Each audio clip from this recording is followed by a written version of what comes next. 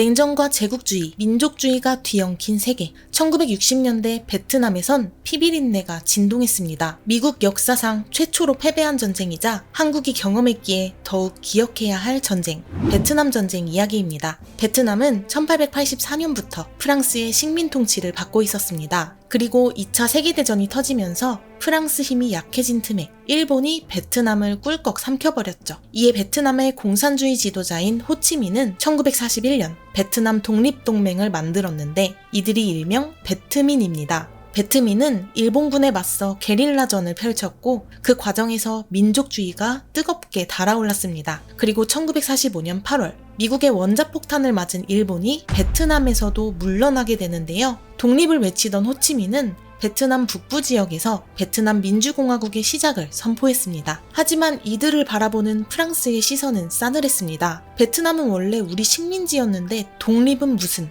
다시 베트남에 대한 지배권을 되찾겠다고 목청을 높인 거였죠. 그래서 결국 1946년 프랑스가 베트남 민주공화국을 상대로 제1차 인도차이나 전쟁을 일으켰습니다. 전차나 전투기를 가진 프랑스군에게 조촐한 무기를 쥔 베트민과의 싸움이란 승률 100%의 게임과도 같았죠.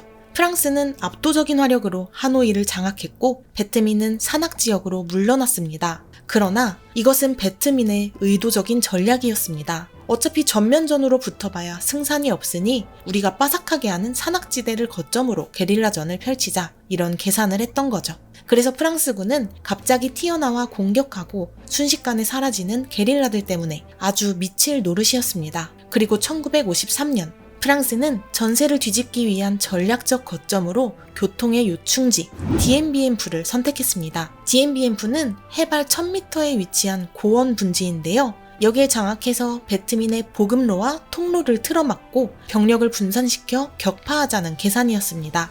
그래서 프랑스는 낙하산 부대를 보내 디엠비엠프를 먼저 선점했습니다. 보급로를 뚫어놓기 위해 비행기 활주로도 만들고 든든한 포병 부대도 배치했죠. 참호를 지키던 프랑스군은 자신만만했습니다. 기껏 맨발에 소총 정도나 쥐고 있을 베트민들을 어떻게 끝장내줄까? 마침내 프랑스의 유인으로 전투가 시작되는데 상황은 상상치 못한 전개로 흘러갑니다. 프랑스군에게 엄청난 양의 포탄이 떨어지기 시작한 거였죠. 어라 이상하다? 여긴 해발 1000m의 고원인데 운송수단도 없는 베트민이 저 많은 대공포를 대체 어떻게 가져온 걸까? 베트민의 방식은 아주 단순했습니다. 포를 하나하나 분해해서 사람이 들고 올라온 거였죠.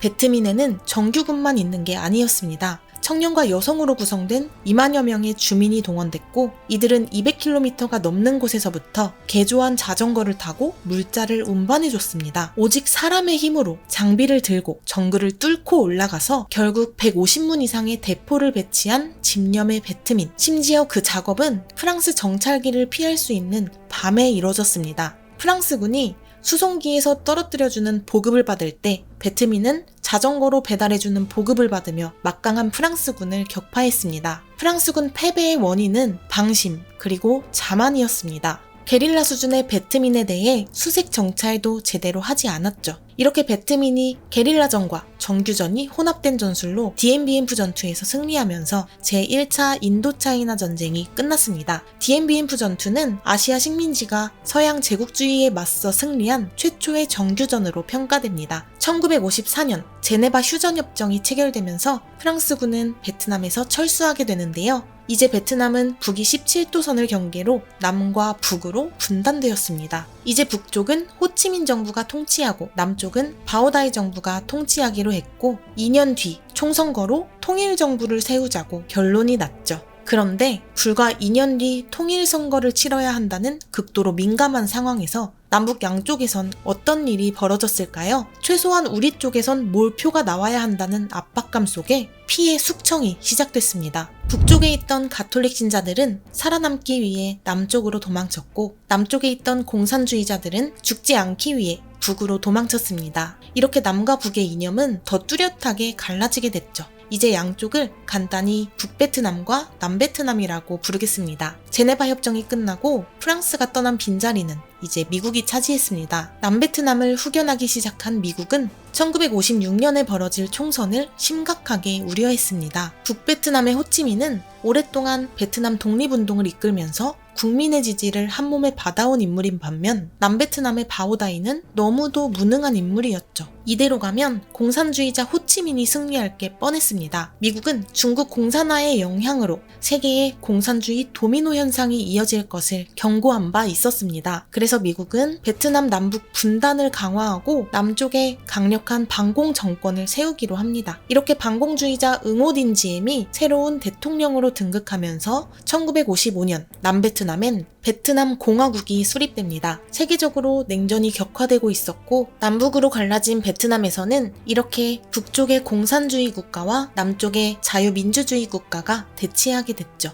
미국은 응호딘지엠에게 경제적으로나 군사적으로나 든든하게 지원을 해줬지만 응호딘지엠은 나라를 말아먹기 시작했습니다. 그는 미국이 준 지원금을 빼돌려서 집안 창고만 두둑하게 채우며 부정부패를 일삼았죠. 특히 가톨릭 신자였던 응호딘지엠은 친가톨릭 정책을 밀어붙이며 수많은 불교 신자들을 처형했습니다. 베트남은 인구 80% 이상이 오랜 대승불교를 믿는 나라인데 이를 강제로 탄압하니 민심은 바닥을 찍고 말았죠. 당시 세계를 놀라게 한 일도 있었는데 바로 틱광득 스님의 분신자살 사건이었습니다. 응호딘지엠의 독재에 반발하는 세력은 점점 불어났고 결국 1960년 남베트남 민족해방전선이 결성됩니다. 이들은 일명 베트콩이라고 불렸는데요. 베트콩은 남베트남에서 응호딘지엠 정권에 반대하는 다양한 세력의 연합이지만 그 중심에는 공산주의 세력이 있었습니다. 미국은 응호딘지엠의 행보에 한숨이 푹푹 나왔죠. 이런 정치 상황을 파악한 군인들은 1963년 쿠데타로 응호딘지엠을 죽입니다. 이제 남베트남에 군사정권이 들어섰는데 이들도 만만치 않은 막장이었습니다. 권력에 눈이 멀어 툭하면 쿠데타를 일으키며 싸워대니 아래 관료들이 부패하기 딱 좋은 환경이 됐죠.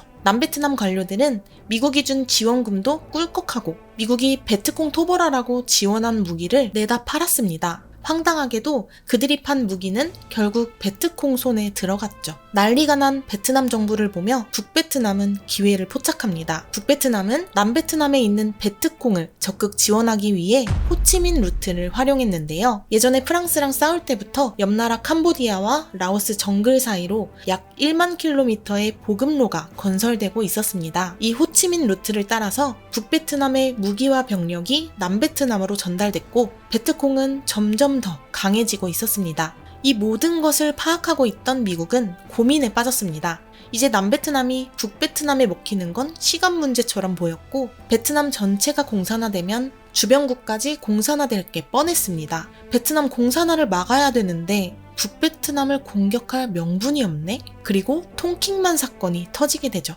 1964년 미국 군함이 북베트남 습격을 받았다는 언론 보도가 있었습니다. 이 통킹만 사건을 명분으로 미국은 북베트남에 폭격을 가하며 전쟁에 뛰어듭니다. 그리고 북베트남 정규사단이 남으로 내려오기 시작했는데요. 이전까진 남베트남에서 벌어지는 내전의 성격이 강했으나 통킹만 사건 이후 남북 전면전이 시작된 것입니다. 미국이 뛰어든 이 전쟁을 통상 베트남 전쟁이라고 부르는데요. 제1차 인도차이나 전쟁과 구분하기 위해 제2차 인도차이나 전쟁이라고 부르기도 합니다. 제1차 인도차이나 전쟁이 프랑스 식민 통치에서 벗어나려는 베트남의 독립전쟁이었다면 제2차 인도차이나 전쟁은 남베트남을 지원하는 미국과 공산주의 북베트남 사이에 이념 전쟁이었습니다. 1965년에 약 18만 명이 투입됐던 미군은 1969년엔 약 48만 명이 됐고 최대 54만 명까지 증강했습니다. 또한 미국은 한국, 호주, 뉴질랜드, 필리핀에도 파병을 요청했는데요. 베트남 전쟁에서 미군 다음으로 많은 병력을 투입한 나라가 바로 한국입니다. 한국은 1964년에 의료진들을 파견한 이후 백마부대, 맹호부대, 청룡부대 등 30만이 넘는 병력을 파병했죠. 또한 베트남 옆에 있는 라오스, 캄보디아까지 군사가 개입되면서 이제 전장은 인도차이나 전역으로 확대됐습니다. 신무기로 무장한 미군의 전투력은 세계 최강이었습니다. 하지만 외세에 대해 끝없이 투쟁해온 베트남은 만만치가 않았습니다. 베트콩들이 게릴라 공격을 하니 미군은 미칠 노릇이었죠. 정글 아래로 만든 만들어진 약 250km의 구찌 땅굴은 베트콩들의 근거지였습니다. 밤이 되면 땅굴에서 튀어나와 미군을 습격하고 다시 땅굴로 들어가는데 바로 뒤쫓아도 미군 덩치로는 그 작은 땅굴에 들어갈 수 없었습니다. 엄청나게 비좁은 땅굴로 들어가면 여러 방향으로 뚫린 통로가 나오는데 이 땅굴은 지하 4층까지 만들어졌으며 중간중간에는 식당이나 작전 회의실 같은 공간도 있었습니다. 공중전에 자신이 있었던 미군.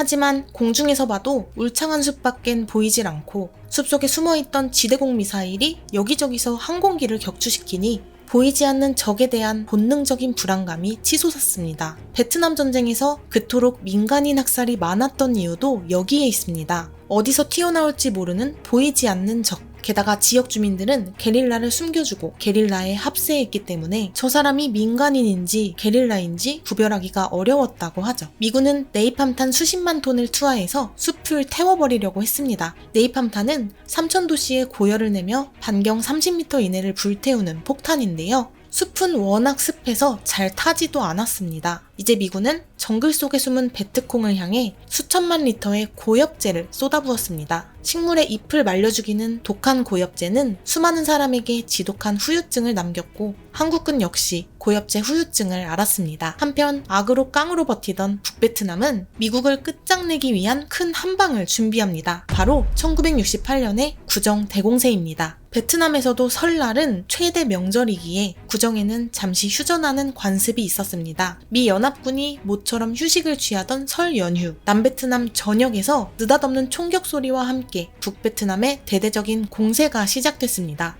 북베트남군은 남베트남의 주요 도시들을 모두 공격했지만 내부 통신망을 갖추지 못해 서로 손발이 맞지 않았습니다. 무엇보다도 정글에 은밀히 숨어 있어야 승산이 있는데 이제 미군 눈앞에 훤히 노출됐으니 게임 끝이었죠. 베트콩은 420에 있는 미국 대사관을 잠시 점령하기도 했지만 결국 미군에 대패하고 말았습니다. 이제 미군의 앞에 전쟁 승리가 다가온 이때 아이러니하게도 미국 국내에선 반전 여론이 들끓기 시작합니다. 미국인들은 그동안 전쟁이 끝이 보인다는 둥 주로 긍정적인 소식만 전해 듣고 있었는데요. 기자들의 카메라로 전해진 구정 대공세의 모습은 대중에 큰 충격을 주었습니다. 미국 대사관을 점령해 깃발을 휘날리는 적들의 모습 때문에 미국 지도부는 처음으로 어쩌면 질 수도 있겠다는 생각을 하게 됐죠. 또 네이팜 소녀로 알려진 이 사진도 유명합니다. 사진에서는 한 벌거벗은 소녀가 네이팜탄으로 불붙은 옷을 벗어 던진 상태로 울부짖고 있는데요. 고작 9살이었던 소녀는 전신에 화상을 입은 상태였습니다. 이렇게 전쟁의 참상을 포착한 사진들을 보며 미국인들은 결심했습니다. 더 이상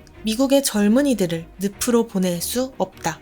북베트남군의 주요 전략 중에는 선전운동이 포함되어 있었습니다. 북베트남을 실질적으로 이끈 보응우옌잡 장군은 이런 말을 남겼습니다. 미군을 섬멸할 순 없어도 싸울 의지는 없앨 수 있다고 생각했다. 한마디로 북베트남군은 정치 전략 면에선 승리했다고 볼 수 있죠. 이제 미국인들은 전쟁을 끝낼 사람을 원했고 그 결과 1968년 닉슨이 37대 대통령에 당선됐습니다. 닉슨은 남베트남군이 스스로 방어하도록 국방력을 강화시키고 미국은 단계적으로 철수하겠다는 닉슨 독트린을 발표했습니다. 여론도 돌아서고 더 이상 이길 명분이 없는 이 전쟁에서 패배를 인정하지 않으면서 빠져나가겠다는 거였죠. 이때 만들어진 말이 바로 출구 전략입니다. 그리고 1973년 미국, 남베트남, 북베트남, 베트콩 대표가 모두 모여서 전쟁을 중단하자는 휴전협정을 맺었고 이로써 제2차 인도차이나 전쟁, 베트남 전쟁이 공식 종결됩니다. 그러나 1975년 봄 북베트남군은 미군이 모두 철수한 남베트남을 또다시 공격합니다. 미군이 철수하면서 남베트남에 무기를 엄청나게 지원해줬지만 남베트남은 무력하게 무너졌고 한 달 만에 사이공이 포위됐죠. 이로써 1975년 남베트남이 멸망하면서 베트남은 사회주의 공화국으로 통일됐습니다. 북쪽에 의해 통일된 베트남. 그 이후에는 어떤 일이 벌어졌을까요? 남베트남을 합병한 북베트남은 민족 통일이라는 명분하에 남베트남 공산화 작업에 착수했습니다. 그리고 그 방식은 아주 성급하고 폭력적이었죠. 돈이 많거나 땅이 많거나 남베트남이나 미국과 조그만 연관만 있어도 노동 수용소에 끌려갔습니다. 그리고 사상 교육을 받으며 죽을 때까지 강제 노동을 했습니다. 끌려간 대부분은 특권층도 아닌 평범한 중산층이었습니다. 가난한 베트남에 얼마 있지도 않았던 특권층은 이미 미군 철수하기 전에 나라를 떴거든요. 불과 10년 만에 100만 명이 넘는 사람들이 초라한 나룻배에 몸을 싣고 나라를 탈출했습니다. 이때 바다로 탈출한 이들을 보트피플이라고 부르는데요. 보트피플 중 50만 명 이상은 결국 바다 위에 시체가 되었습니다. 그리고 예상대로 도미노 현상이 이어지면서 라오스와 캄보디아까지 공산주의 국가가 되었죠. 이 무렵 캄보디아에서는 공산주의자 폴포트가 양민을 대규모로 학살한 킬링필드 사건이 발생했는데요. 캄보디아 킬링필드에 대한 이야기는 위에 카드를 눌러 시청하실 수 있습니다. 결론적으로 베트남 전쟁은 사실상 미국이 패배한 최초의 전쟁으로 평가됩니다. 미군이 2차 세계대전에서 쓴 폭탄이 약 300만 톤인데 베트남 전쟁에서는 그 2배가 넘는 755만 톤을 썼다고 하죠. 또한 늘 그렇듯 전쟁은 연쇄적인 학살과 보복을 불렀습니다. 남베트남에서는 약 40만 명의 민간인과 약 50만 명의 정부군 사상자가 발생했고 북베트남과 베트콩 100만 명이 전사했습니다. 미군 전사자는 5만 명 이상이었고 한국에서도 5천 명 이상의 전사자가 발생했습니다. 한편으로 한국은 베트남 전쟁 특수로 10억 2,200만 달러에 이르는 자금을 확보했습니다. 이것이 한강의 기적을 이루는데 크게 기여했다는 사실은 베트남전의 또 다른 단면입니다. 셀 수 없이 많은 사람에게 씻지 못할 상처를 남긴 전쟁. 우리는 역사적 과오를 되풀이하지 않기 위해 베트남 전쟁을 기억해야겠습니다. 구독과 댓글은 영상을 만들 때 큰 힘이 됩니다. 역사 뉴스레터를 받아보고 싶은 분들은 가입 버튼을 눌러 멤버십 혜택을 받아보실 수 있습니다. 궁금한 주제는 언제든 댓글로 신청해주세요. 시청해주셔서 감사합니다.